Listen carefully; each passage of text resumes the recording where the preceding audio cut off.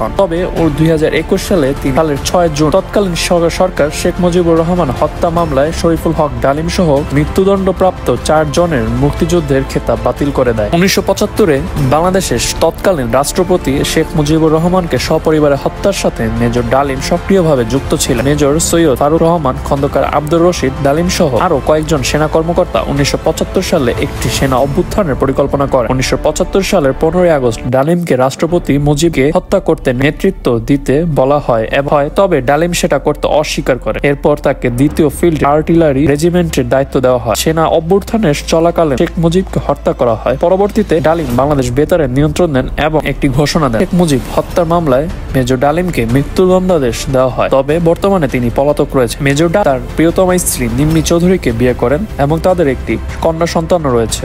ধন্যবাদ। এমনই ভিন্নধর্মী গল্প নিয়ে হাজির হচ্ছি প্রতি এপিসোডে। আমাদের সাথেই থাকুন। আসসালামু আলাইকুম।